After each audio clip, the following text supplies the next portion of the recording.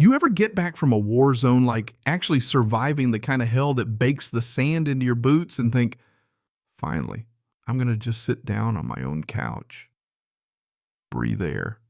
That doesn't taste like jet fuel. Maybe watch some dumb show with the sun sliding across the floor. Well, let me tell you, coming home after 9 months overseas, all I wanted was just that one ordinary perfect moment. But the minute I turned my own key in my own door, I didn't walk into my living room. I walked straight into somebody else's nightmare. First thing that hit me wasn't the sight. It was the smell. Greasy pepperoni, cheap sweet tomato sauce like a middle school cafeteria had exploded in there. Then the noise cartoons blaring on my TV so loud the walls shook. Then the sight, oh man, there's a woman easily late 50s hair like a yellow motorcycle helmet, pink shirt blinding enough to trigger a migraine, sprawled right across my couch, the one I picked out during midnight breaks on base Wi-Fi, and next to her a kid built like a compact fridge mouth deep in a slice of pizza. My duffel hit the floor. The sound made them look up, cheese hanging from the kid's chin. And that lady's face, she looked me up and down like I was tracking mud on the carpet, but worse. Her mouth pressed so tight it almost disappeared. And then she fired the first shot. I suggest you and your ghetto filth take whatever drugs you're selling and leave this neighborhood before I call the authorities. This is a Christian family community. Not hello, not who are you. That. Now listen, I'm still in my uniform deployment tag on my bag, standing in a house with my own family photos on the wall. For a second, I really thought I'd lost my mind. Checked the door, nope, 1428. My house. Tried to talk, keep it calm, told her, ma'am, I think there's been a mistake. This is my home. She stood up, finger wagging. Don't you lie to me. The Homeowners Association owns this house now.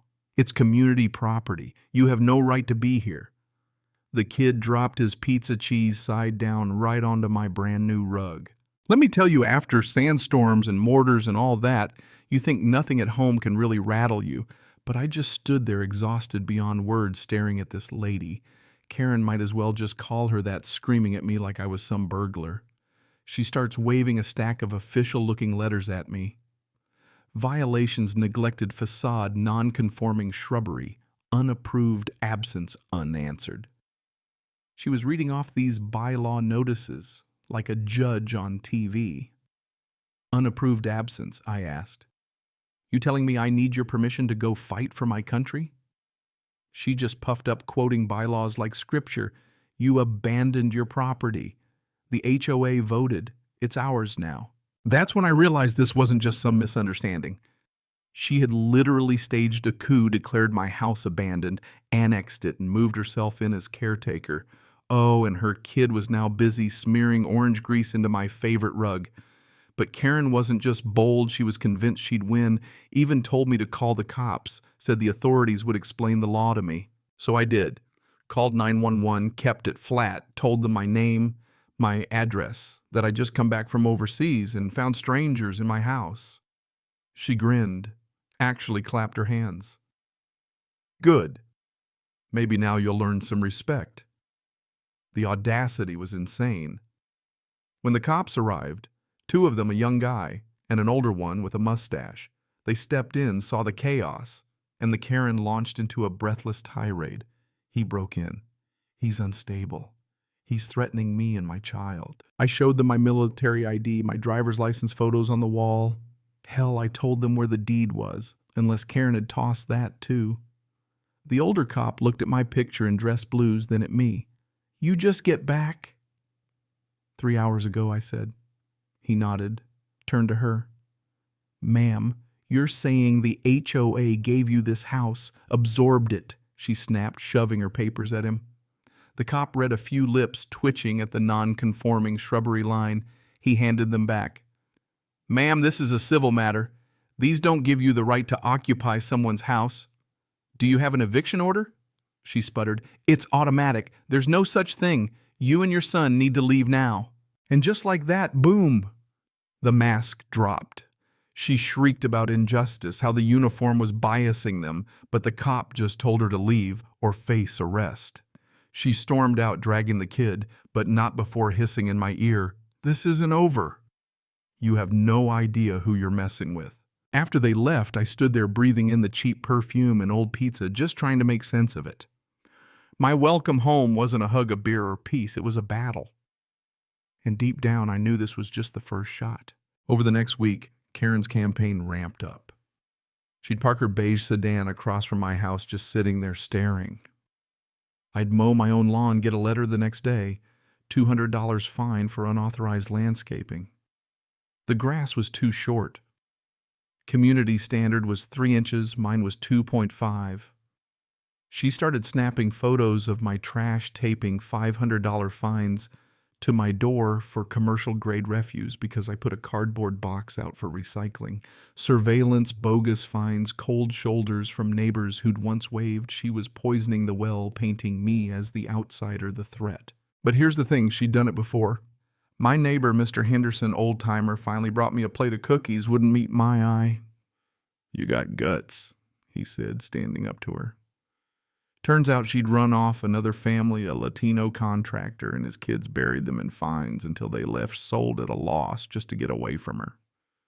Henderson handed me copies of her old letters, figure they might come in handy. For the first time, I didn't feel alone.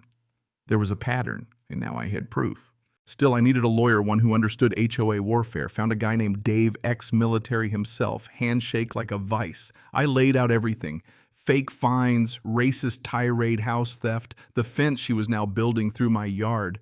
Dave just grinned, classic dictator of the cul-de-sac syndrome. His plan: go on offense, cease and desist letter demand for all records, get the judge involved, and file for harassment and discrimination under fair housing. This isn't just a squabble, he said, it's systemic abuse. And we've got her cold. While Dave prepped legal firepower, Karen doubled down. Built a 6-foot fence right through my yard, used her brother-in-law to resurvey the property lines, sent construction guys to block my driveway. But we documented every board, every violation, every public act of spite. Neighbors started talking the absurdity of that fence too much to ignore. Whisper networks turned into open grumbling folks, started telling their own stories of garden gnome fines and mailbox paint code violations. Then came the online revolt. A post on the HOA forum questioning the fence sparked an avalanche of grievances. Screenshots flew, emails buzzed, and Karen tried to shut it all down by deleting threads, but it was too late. The story spread the soldier whose house got stolen, the Great Wall of Spite, the shady survey. Carol and Gary, the mousy and the beefy board members folded under deposition, admitted everything.